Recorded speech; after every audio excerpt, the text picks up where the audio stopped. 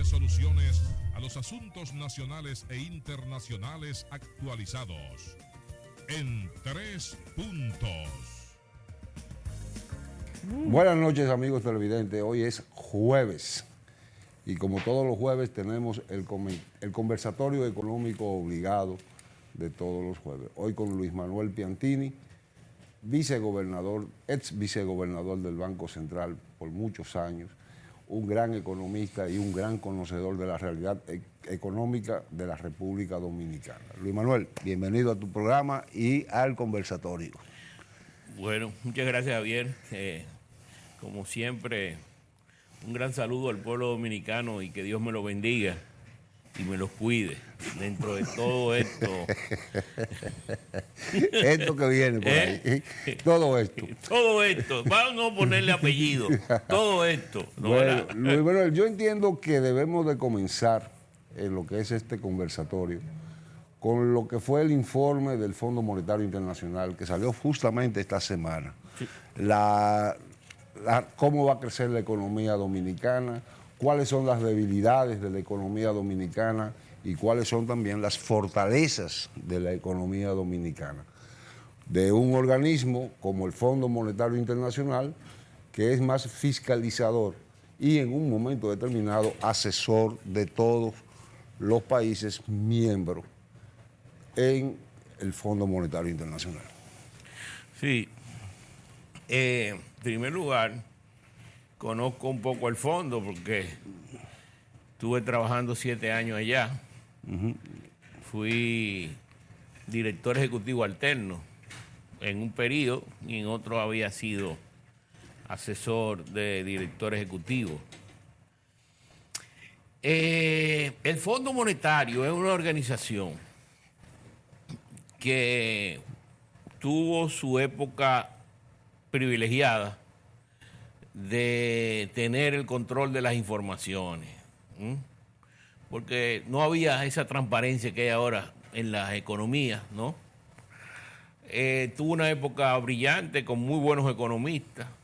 Cuando vino la apertura de la cuenta de capital y la liberalización del sector financiero en los Estados Unidos, y los bancos comenzaron a crecer y el sector financiero comenzó a crecer, pagaban salarios más jugosos que la misma a banca. Los buenos economistas que al Fondo Monetario y a la Reserva Federal. Entonces los bancos y los bancos de inversión captaban los mejores cerebros. Los análisis del fondo se fueron debilitando porque se llevaron los mejores cerebros. Por eso tuve esas grandes crisis que se daban. Yo no sé cómo estará ahora. No sé cómo estará ahora y cómo se habrá fortalecido el capital humano, el recurso humano del fondo. Pero llega un momento en que tuvimos la crisis que no se dieron cuenta. La crisis en Argentina le explotó, la crisis asiática, la crisis mexicana. Después vino la gran crisis bancaria que ellos se le cogió en medio de la nada. La de la burbuja de la década Inclusive, cuando organismos como la UNTA decían que la crisis iba a prolongarse por la forma como las causas que lo habían desarrollado, el fondo decía que no, que ya casi estábamos saliendo, cuando se vio que no. Bueno, entonces, tú tienes que dejar y coger del Fondo Monetario. Claro, y además que el Fondo Monetario, en lo que fue su política económica en sus orígenes, y más que sus orígenes en la Guerra Fría, o saliendo de la Guerra Fría, fueron políticas sanguinarias para los países subdesarrollados, en lo que eran los ajustes. Acuérdate de los ajustes en República Dominicana de la década de los 80, con los famosos acuerdos stand-by, que ya ese fondo no es ni por asomo ni por sombra de lo que es el Fondo Monetario Internacional hoy en términos de política económica y de supervisión de política. Bueno, el asunto es que ellos exigían mucho más ajuste en términos de recursos disponibles en la economía que lo que ellos aportaban. Suponiendo que iban a venir inversiones de afuera porque el ajuste iba a traer las inversiones, y llegó un momento en que no traía las inversiones y el peso del ajuste creaba problemas de tipo social. Y social. ahí venían los desajustes de nuevo.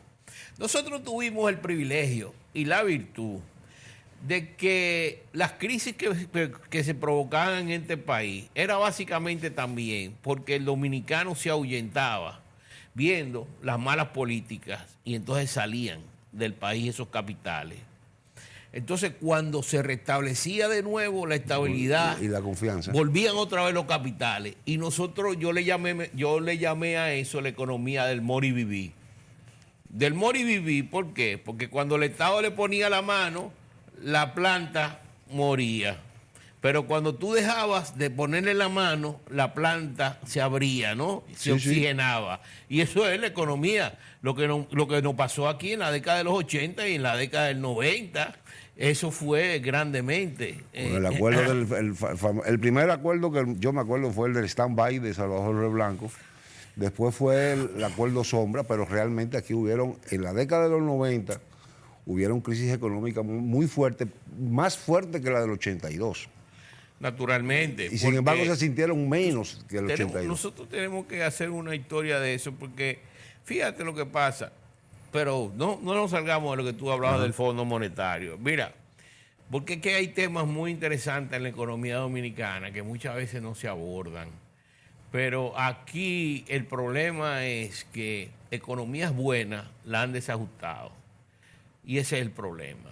Ese es el problema cuando tú tienes y llegan personas inexpertas al Ejecutivo que no conocen la situación de la economía y entonces te cambian todo, te inventan políticas y todo el progreso que se había logrado vuelve otra vez y se torna un desastre. Lo que tú dices aquí en la época de los años 70. O sea, Balaguer le entrega al PRD una economía que tú me dices que no era la gran... Bueno, habían situaciones, pero era una economía estabilizada. Don Antonio aplica lo que se llamaba la demanda inducida, que era una política de expansión, porque decían que el gasto social se había caído, que la economía de Balaguer se había basado mucho en inversiones públicas, pero en menos en consumo, en los salarios reales que no crecían. Bueno, pero eso se comió la capacidad del país porque todo se financió, mucho de ello con endeudamiento externo. Entonces vino la crisis. Una crisis que se prolongó al gobierno de Salvador. Cuando Salvador coge el gobierno, no tenía absolutamente nada. Porque el país estaba en default con la banca comercial y no había recursos ni para abrir cartas de crédito del comercio. O sea, el país había caído ya en un nivel de atraso en comerciales del Banco Central como de 500 millones de dólares, que para esa época eso era un dineral enorme. Habíamos caído en default con los organismos sector público. También nos cerraron los préstamos oficiales de los países, nos cerraron. Y bueno, y entonces eso fue una crisis. Entonces después vino los acuerdos con el fondo, no se cumplió el acuerdo con el fondo, vino el problema del 84, después vino un stand-by en el 85. Ese stand-by flexibilizó la economía, fue cuando realmente se tomaron medidas liberalizadoras y comenzó la economía. Inclusive en el 86 ya la economía estaba creciendo casi al 4%. Pero después vino el gobierno Balaguer, lo cambió todo y está la gran crisis del año 90. Y después las reformas del año 91 y 92, que es lo que ha impulsado esta economía que todavía estamos viendo los colapsos de esas reformas que se hicieron. Qué bueno, está diciendo el director general de Impuestos Internos, que ya es bueno de que esas reformas que se hicieron porque fue el código tributario, que en el año 92, bueno, pues ya tiene tiempo de que hay que reformarse, ¿no? Pero el informe que hace el fondo justamente, y dejamos impuestos internos un poco detrás para retomarlo más adelante, el fondo habla de lo que hay que hacerle a la economía dominicana, lo que recomienda hacerle a la economía dominicana para mantenerla sana y en crecimiento. Pero se está aplicando esas medidas. Bueno, es que el outlook de que da el fondo aquí, algunas veces te presenta, por ejemplo, el fondo decía que la política monetaria iba a ser restrictiva, que íbamos a tener problemas en déficit de cuenta corriente, que iba a aumentar, que se iba a llegar a su balance promedio de los últimos años, del periodo de los últimos periodos de años. Bueno, dije 2 veces periodo de años. Y bueno, y entonces señala de que la factura del petróleo iba a caer, pero que los precios iban a aumentar. Yo no entendí esa parte, porque dice que vamos a ser perjudicados por el aumento en el precio del petróleo, pero después dice que la factura de petróleo iba a reducirse. De hecho, este año se ha disminuido. Tal vez él pensó que por la planta de Punta Catalina, ¿no? Que es el carbón, que va a reducir la importación de fuel oil, pero sin embargo dice que la economía, que la balanza de pagos se va a perjudicar por el aumento en el precio del petróleo. Bueno, la cosa es que el fondo no hizo como los últimos ajustes que debió haber hecho y dejó esos ajustes sin haber sido realizados. Pero en las mismas expectativas que tiene el fondo con relación a las necesidades de reforma de la economía dominicana, la viene diciendo muchos economistas dominicanos. Lo que pasa es que no le hacen caso porque son economistas dominicanos. Nadie es profeta en su tierra. Así es. Además viene el fondo de allá y te dice 2 o 3 cosas y entonces ya tú le creas más al fondo que lo que tú le crees a los que están aquí. Y es posible, que esas recomendaciones sean personas dominicanas, economistas dominicanos que conocen la economía dominicana, pero tienen y son empleados del Fondo Monetario Internacional. No, porque yo me enteré los otros días que cuando llegaba el fondo, la primera visita que hacían era un grupo de empresarios, que era lo que decían, cómo era la cosa y qué sé yo qué. Eso me lo enteré yo los otros días. O sea, estamos hablando de los años 80, ¿no? ¿Verdad? De esa época que fue muy dura aquí. Fue muy dura la época, desde el año 80, 81 hasta el 91, fue una década completa de problemas económicos y problemas económicos. Después fue que se fue reformulando la economía y que los presidentes que vinieron después pues estabilizaron el país y lo echaron para adelante. Ahora, es lo que estábamos diciendo ahorita, que el estadista es muy diferente a una persona que no tiene experiencia, ¿tú me entiendes? Luis Manuel, con tu permiso, vámonos a la pausa comercial y retornamos en un momentito.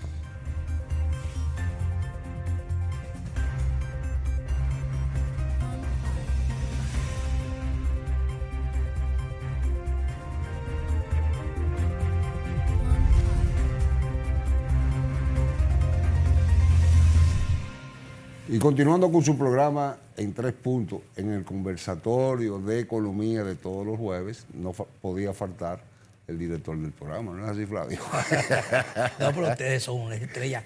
Bien, continuando con ustedes que tenían un tema bastante interesante sobre el Fondo Monetario Internacional, de los ajustes y las medidas que están tomando, donde el Fondo Monetario Internacional valoró muy bien el posicionamiento que tiene el país en cuanto a controles económicos. Valoró, a pesar que tuvo la desaceleración, que dice que en su momento tenía un 7 del Producto Interno Bruto de crecimiento en el 17 y que luego ha tenido por situaciones, tanto por el alza del petróleo como por situaciones económicas, políticas e internacionales, que son factores exógenos, pero sí afectan la economía dominicana, pues recomienda al gobierno tomar medidas y tener cautela en los que pueden ser factores externos que pueden afectar a la economía dominicana, y hace unas recomendaciones bastante valoradas, bastante interesantes, para que los economistas, los que tienen la autoridad financiera, pues tomen los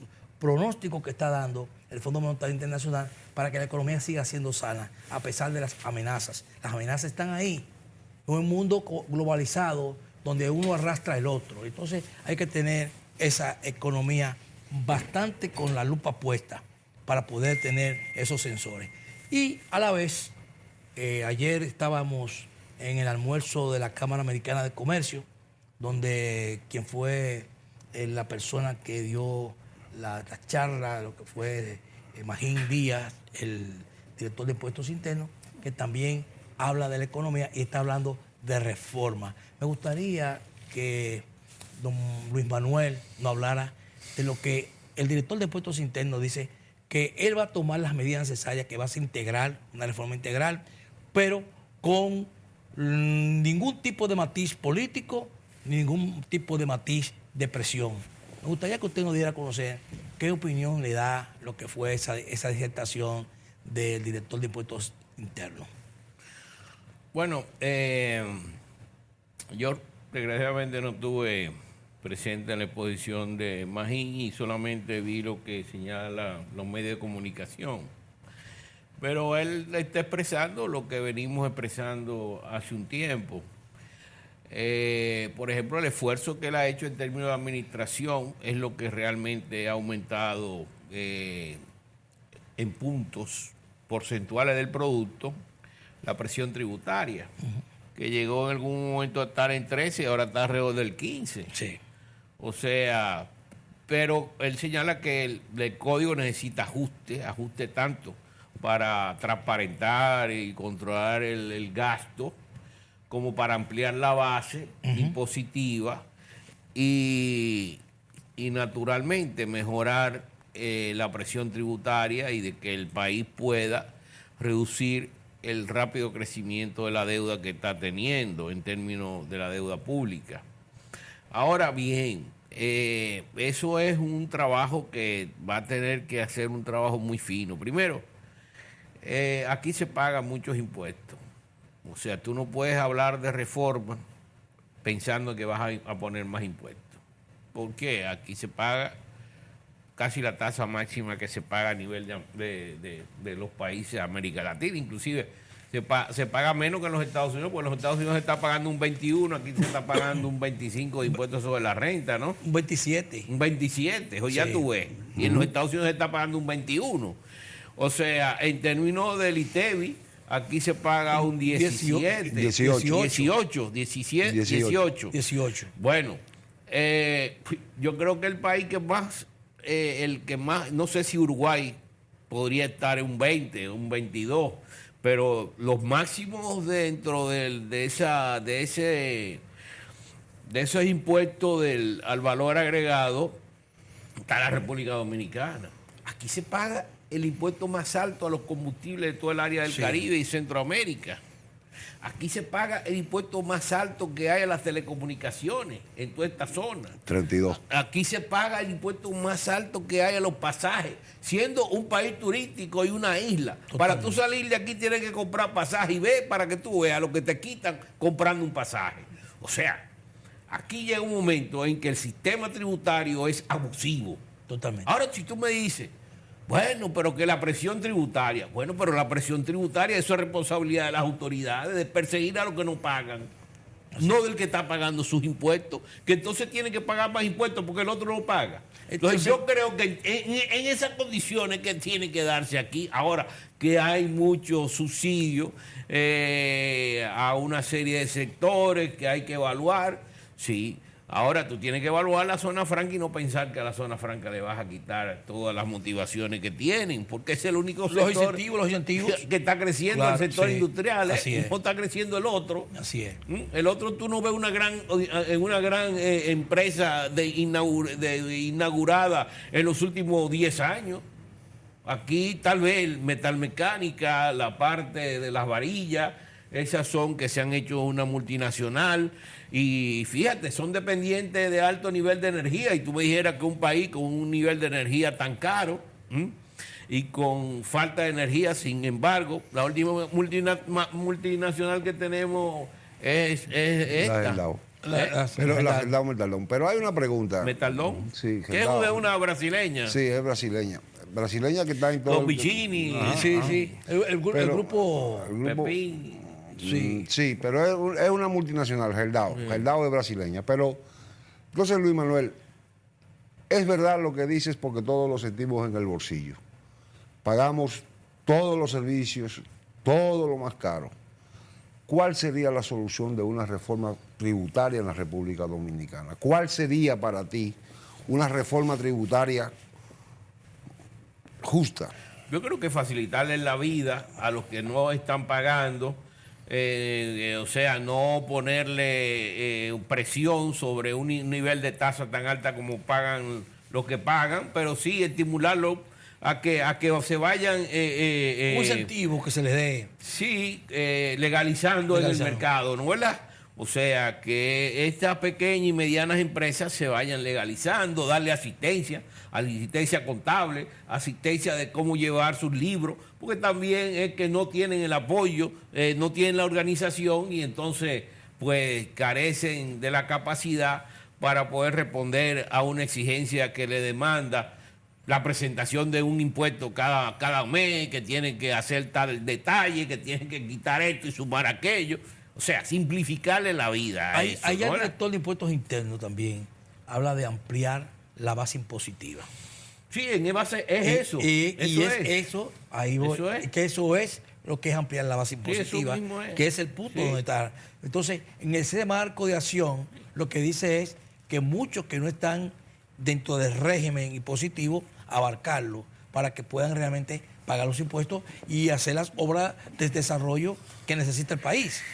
Sí, aquí se habla de que, bueno, las profesiones liberales son prácticamente el mercado informal, porque es un ingeniero, un arquitecto, un doctor, un abogado. Ese tipo es el mercado, oye, el mercado informal es el mercado informal. Pero a esa gente también tienen que estimularse para que paguen sus impuestos, porque muchas veces pues lo evaden también, no se ven estimulados, y aquí no se cobra barato los servicios, no se cobran barato. Entonces todos tenemos que pagar. Pero no será como por ejemplo, y hablando y montándome en la discusión que tú tienes, o en el discurso que tienes, nosotros en la República Dominicana, el mismo gobernador del Banco Central ha dicho que la economía dominicana sigue creciendo, pero en la informalidad. No hay un incentivo del Estado a formalizar, y cuando hablo de incentivo del Estado es buscar la forma de que todo el mundo pague impuestos, poco pero que todo el mundo lo pague.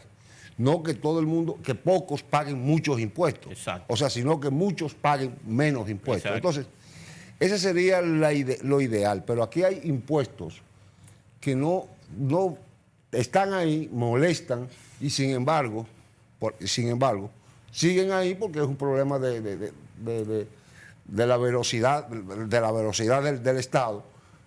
Por ejemplo, el IPI. ¿Por qué el IPI después de 6 millones? ¿Cuánto se recauda por el IPI a la clase media? Porque es la clase media que lo paga. ¿Cuánto se recauda?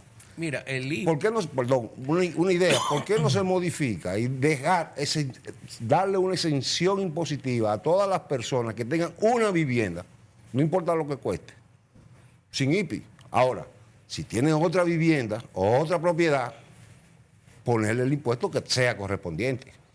¿Me entiendes? Yo creo que en un país como este todavía, que es un país donde no tiene desarrollada su clase media, el IPI es un impuesto tal vez medio injusto, ¿no? Es injusto. Porque, fíjate, ¿qué hacía el dominicano? Frente a las crisis bancarias que hubieron tantas en el año 80 y en el año 90, y a las bajas tasas de interés que paga el sistema bancario, la gente lo que hacía es que ponía su ahorrito en una casa. En una propiedad. En una propiedad. Correcto. Entonces, ¿qué pasa aquí? Aquí hay una debilidad institucional. Aquí tú alquilas un inmueble y a los 2 meses el inquilino te dejó de pagar. Pero ese inquilino puede durar 10 años en esa casa. Sí. Sin embargo, tú tienes que pagar IPI por esa casa cuando no te está generando nada. Así es. O sea, que aquí hay un elemento de injusticia en el mercado, entre el mercado y lo que las autoridades aplican, que consideran que es lo que se gana en el mercado, que no es verdad. Entonces, eso es un elemento que es necesario que se revise.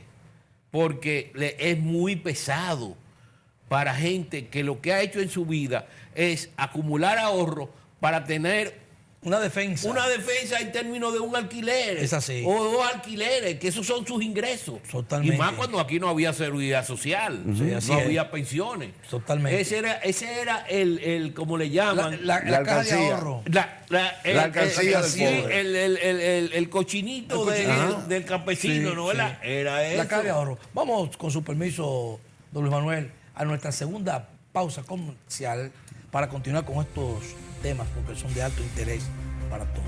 Vamos a la pausa. On 5. On 5.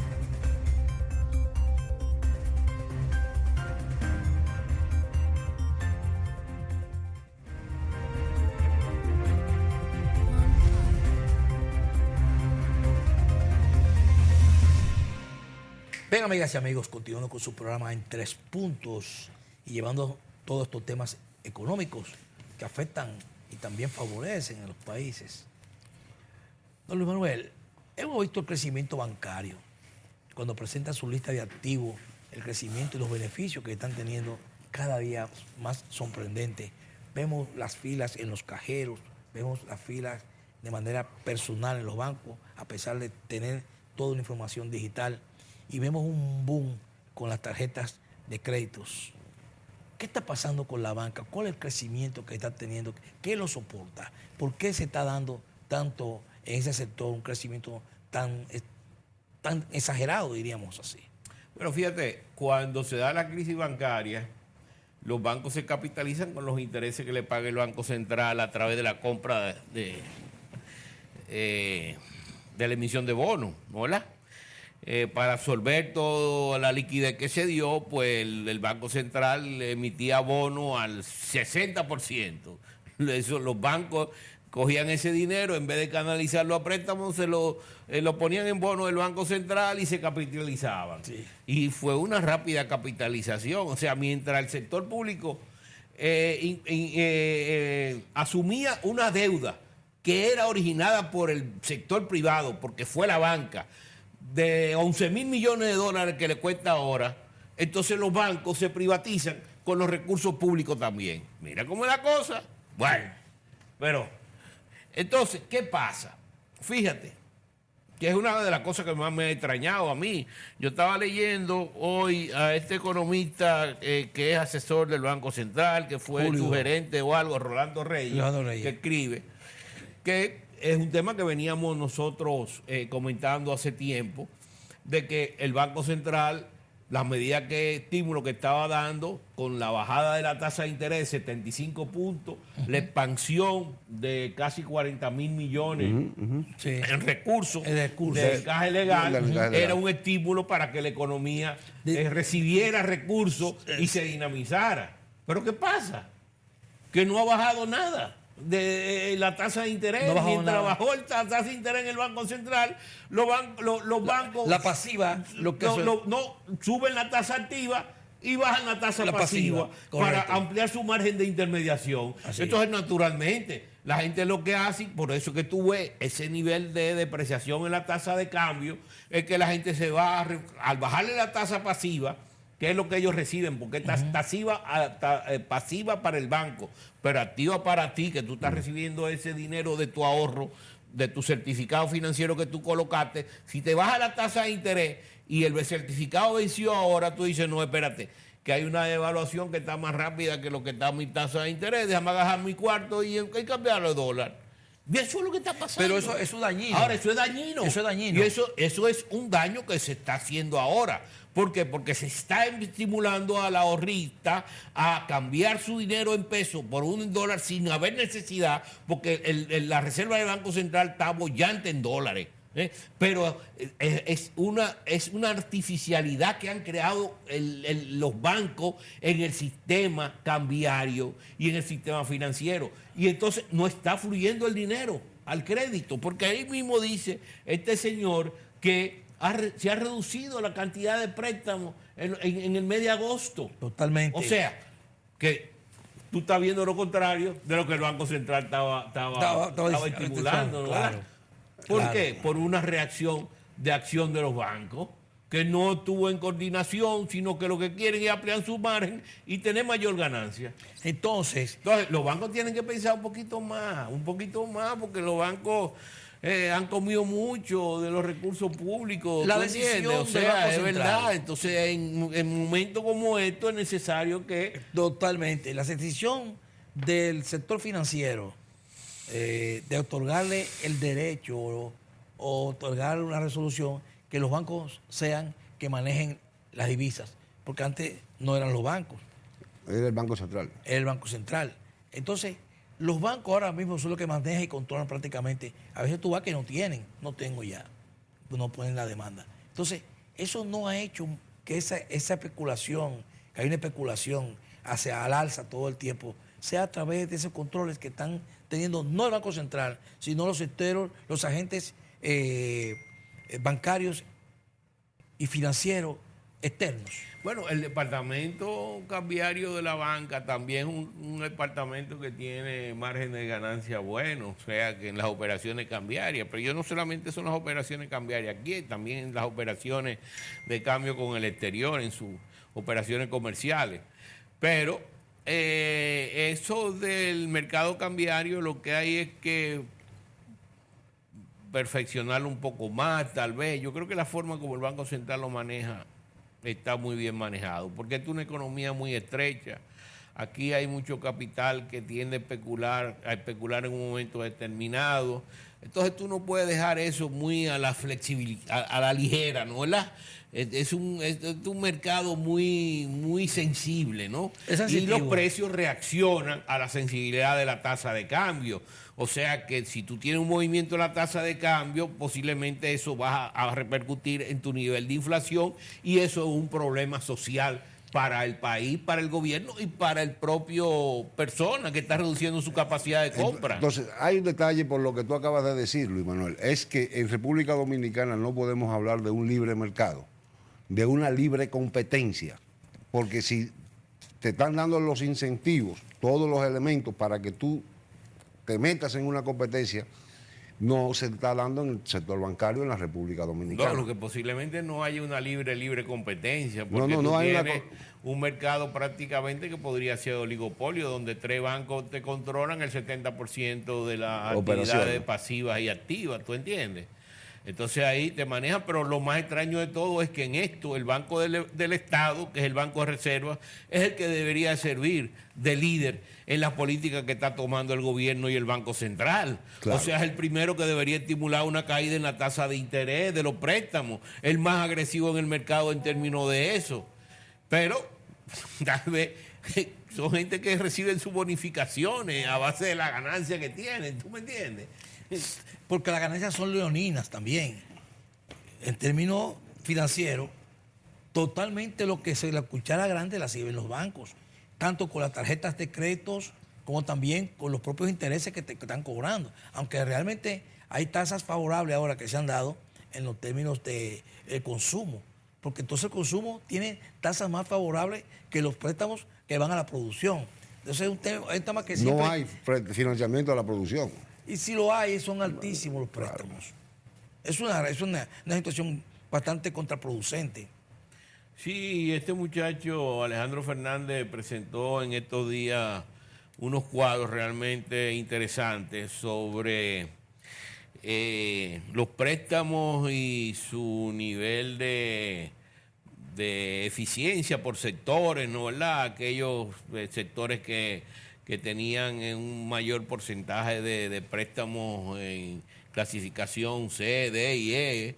Y la verdad es que es sorprendente aquí que el dominicano pues sea tan cumplidor en pago y haya mejorado mucho los niveles de la banca en ese sentido, ¿no? En términos de aquellos préstamos que tienen problemas de pago, se ha reducido significativamente. Eso te dice que no hay necesidad de que tengan un margen de intermediación financiera tan grande, porque cuando los bancos tienen problemas es que tienen un margen de intermediación financiera tan grande para capitalizarse, ¿no?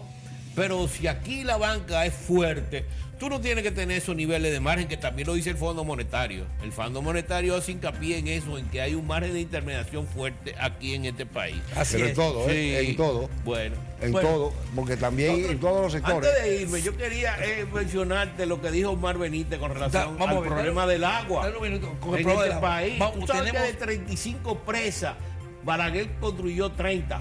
De 35 presas en 60 años, Balaguer construyó 30 y los otros construyeron 5. Él es un visionario del medio ambiente. Pero además, en Cuba, por cada río y medio hay una presa. Hay una presa. Aquí, por cada 15 ríos. Y es el país que más ríos tiene. Y Eso tiene es- problema de agua. Eso es una no barbaridad. puede ser. No puede ser. No. A ustedes, señores, gracias por su atención prestada. Mañana estaremos en otra entrega más de su programa en 3 puntos con temas interesantes como el de esta noche. Gracias a don Luis Manuel por todas estas orientaciones. Gracias, Javier. Y a ustedes, pásenla bien. Muy buenas noches. Buenas noches. Bueno.